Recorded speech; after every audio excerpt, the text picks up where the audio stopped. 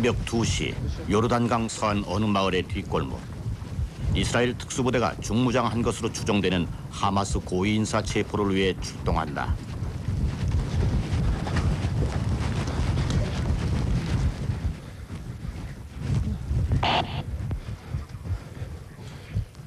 앞으로 2주 동안 우리는 중동 유혈 사태의 양측 최전선을 찾게 된다. 오늘은 이스라엘 특수부대와 만난다.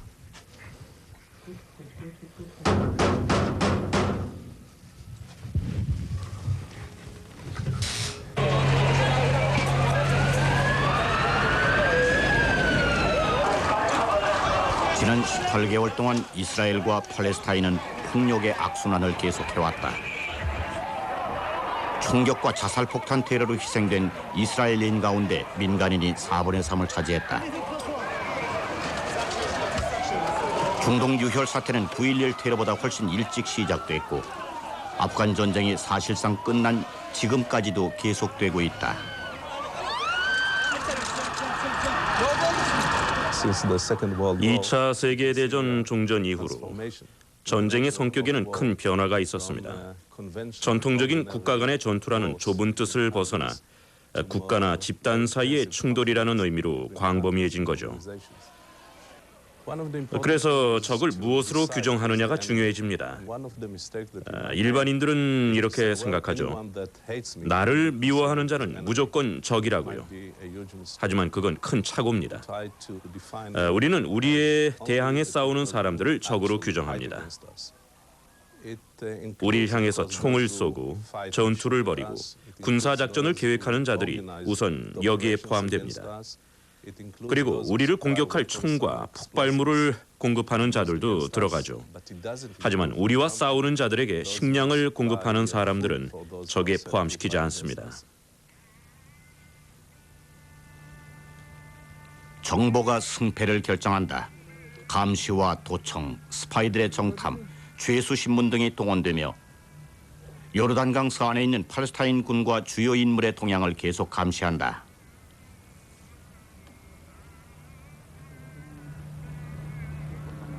특수부대인 에고즈는 유대인 정착촌을 노리는 팔레스타인 무장 괴한들을 소탕하기 위해 창설됐다.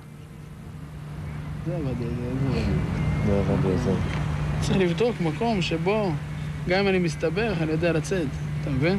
ולכן זו נראית לנקודה טובה. זו נראית לנקודה טובה. נכון. ראינו ביחד במבצע סיבוב.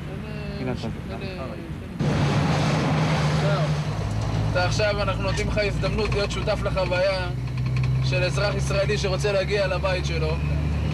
כפי שאתה רואה זה דרך שהיא יחסית מבודדת.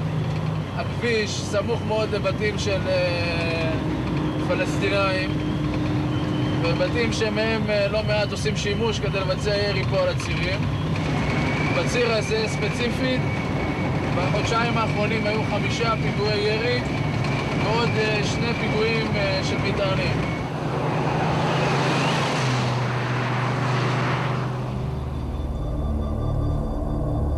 에고즈는 레바논에서 헤즈볼라 전사들을 검거 사살하며 전투 기술을 익혔다.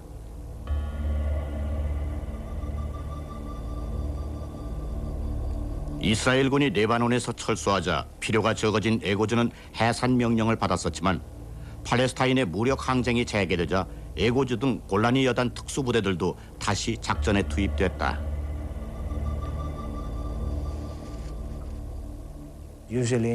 우리가 뒤쫓는 팔레스타인인들은 마치 시한폭탄과도 같습니다. 그리고 지금과 같은 상황 하에서는 적들을 확실히 제압하는 것이 중요합니다. 적들이 작전을 수행하지 못하게 하는 거죠. 위험해도 어쩔 수가 없습니다. 위험을 최소화하기 위해 강도 높은 훈련을 받는 대원들의 실력은 경이로울 정도다. 이들은 한시도 긴장의 끈을 늦추지 않는다.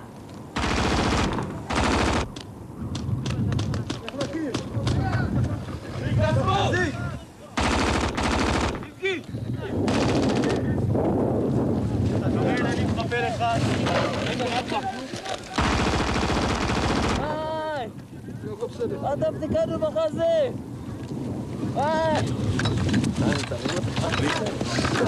갖가지 상황에 대비하며 인공 혈액과 피부 등을 이용한 응급처치 요령도 습득한다.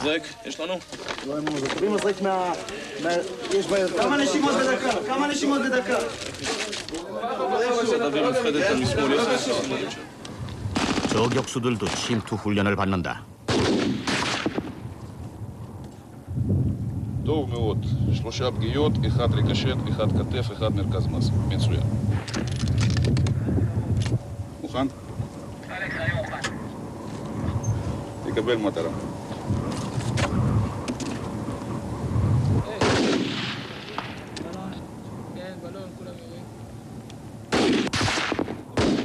בין העיניים.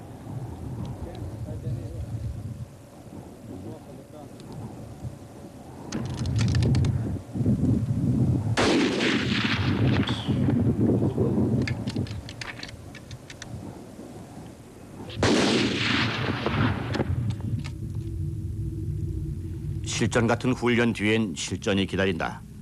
적외선 카메라로 촬영한 이 장면은 정착촌을 급습할 것으로 예상되는 팔레스타인 무장 괴환들을 잡기 위해 매복에 나서는 애고주 대원들의 모습이다.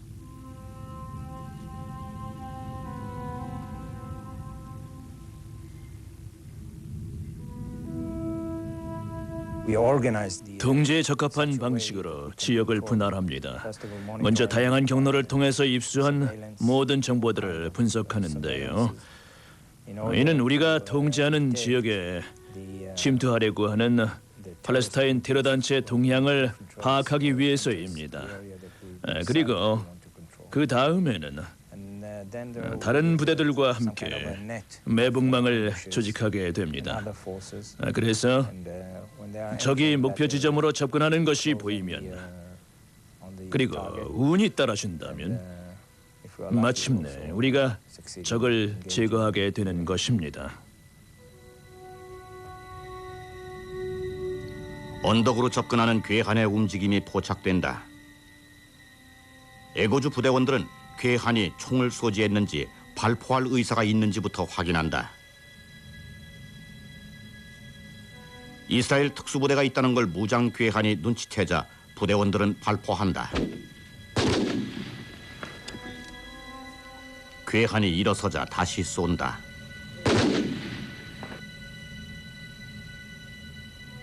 윤리적 망설임도 있지요. 재판도 없이 사람을 죽이니까요. 테러범들을 잡을 때 가장 망설이게 되는 점이 그것입니다. 그러니까 신중하게 결정을 해야지요. 죽일 것인지 체포할 것인지를요. 다음 4가지 경우를 제외하고는 보통 사람을 죽이지 않는 게 원칙입니다. 첫째, 체포할 수 있는 방법이 없거나, 둘째로 아주 중요한 인물이거나, 셋째, 민간인들의 피해가 극히 미미할 것으로 예상되는 경우라거나, 그리고 넷째, 그 작전 수행을 지연하거나 취소하는 것이 불가능한 경우입니다. 즉, 타깃이 시한폭탄 같은 인물일 경우죠.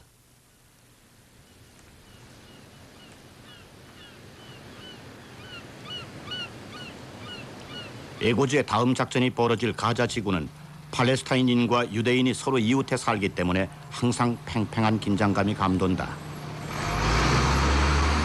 זה הציר שהוא חצוי באמצע, איפה שהיו פעם האקליפטוסים, כולם מכירים? איפה שיש את הבטונדות, שבצד אחד נוסעים הפלסטינאים, בצד אחד נוסעים הישראלים, אוקיי? המטרה זה לסגור את הציר, למנוע כל ניסיון של חדירה לצורך נצר חזני. הנקודת תורפה המרכזית בכל התא שטח הזה, זה הפתח הזה שתכף נדבר עליו. סביר להניח שהם ירצו ללכת לאזור שיש בו פתח בגדר, יותר קל להיכנס משם. צריך להיות טיפה ערניים, טיפה סובלניים, לתת להם להיות קרי רוח, לתת להם להתקרב, לתת להם להרגיש ביטחון, ואז לפגוע בהם כשממש על הגדר, במקסימום מהחוליה. כל הביגוד אחר איפה? יש לך את הכל, זו את הכל?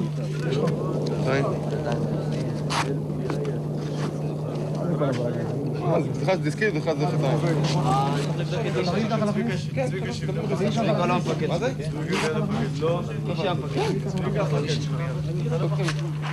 אז אני אתן לכם במפגש של... אני אמשיך לך. בסדר. אני נותן להם במפגש של רכב.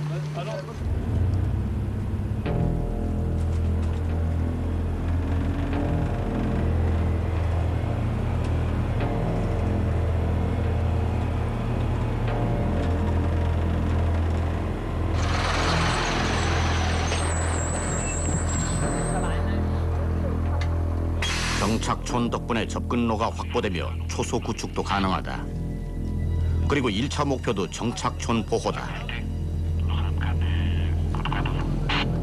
팔레스타인 무장괴한들이 두 지역을 분리하는 전기 철책을 넘을 것이라는 첩보가 들어왔다. 에고주 대원들은 완전히 어둠이 깔린 후 목표 지점으로 이동한다.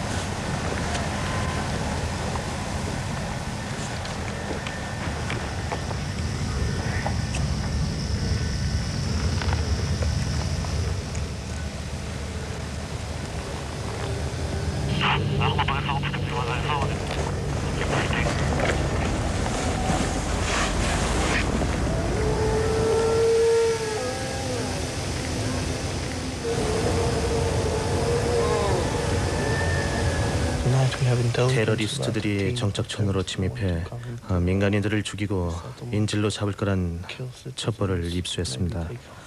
오늘 임무는 정착촌의 민간인들이 무사히 밤을 넘기도록 지키는 것입니다. 민간인들이 눈치채지 못하게 해야 되죠.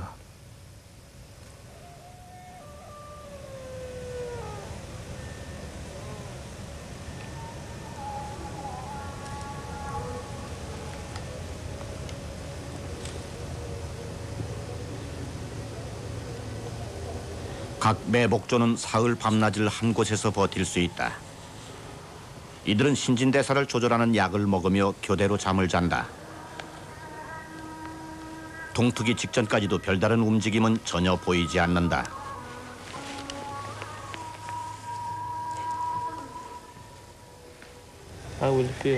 무장괴한들이 정착촌으로 들어가지 않았으니 오늘 저희 임무는 완수한 셈입니다.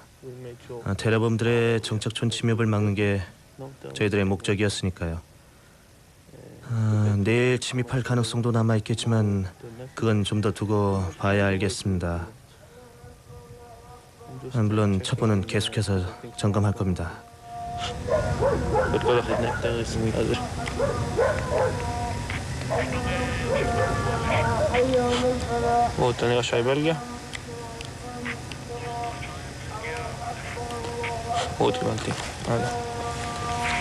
Dominic, we are going back.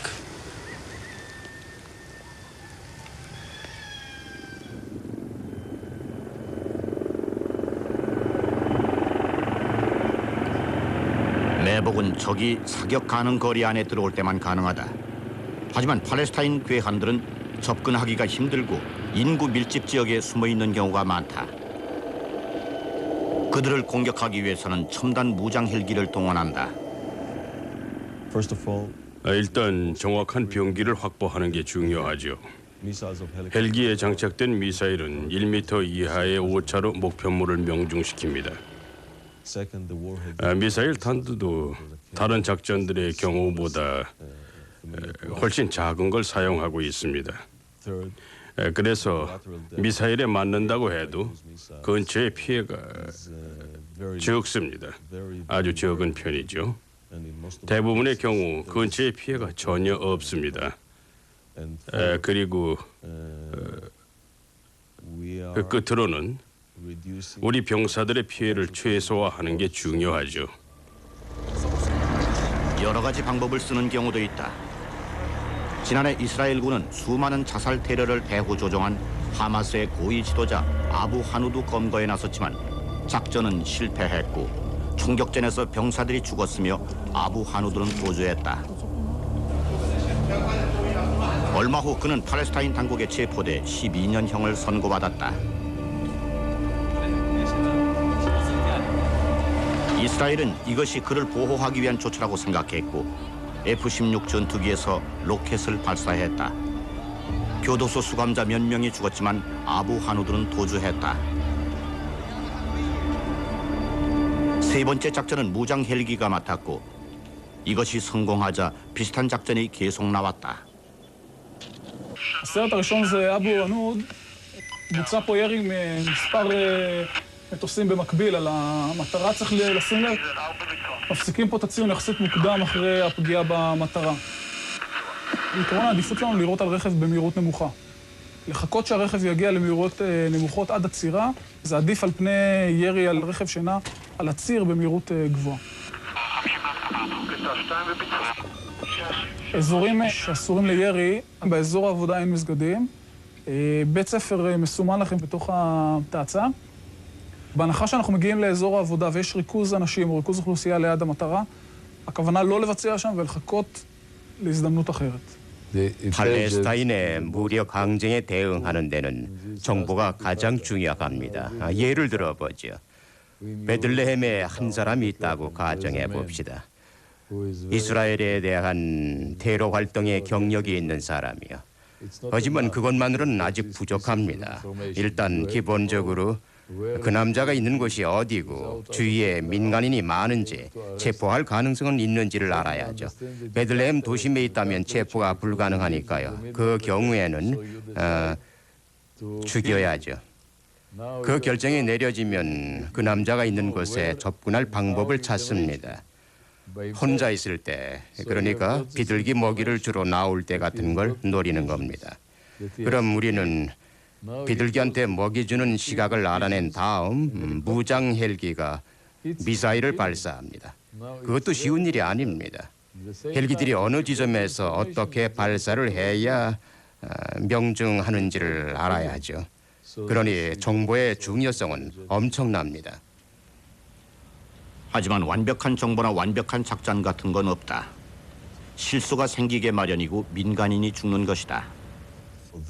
물론 테러에 관련되지 않은 사람들을 죽이거나 다치게 하겠다는 의도는 전혀 없지만은 일이 틀어져 버리면은 가끔씩 관계가 전혀 없는 민간인들도 추악한 전쟁의 희생자가 되죠.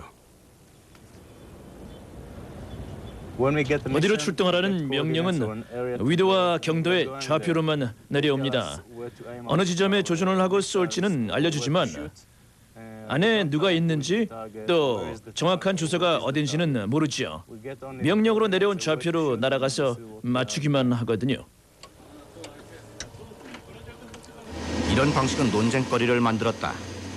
조종사에게 목표물을 정확히 알려주지 않는 데는 심리적인 이유와 정치적인 이유가 있다.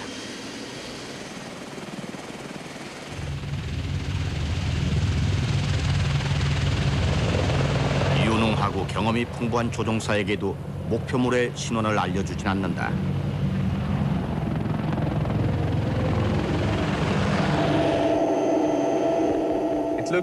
도시 위를 날아다니면서 폭격을 한다고 하면 일반인들은 너무 비인간적이라고 생각하겠지만 저희는 아주 작은 탄두가 달려있고 적중률도 높은 미사일을 씁니다.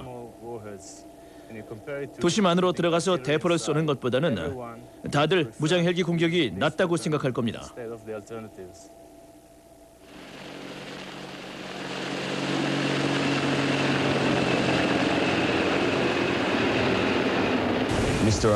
아부 하누드는 유명한 테러범이었고 이스라엘인들도 아주 많이 죽였습니다. 그가 테러의 배후라는 건 확실했습니다. 그 사실을 뒷받침하는 증거도 많습니다.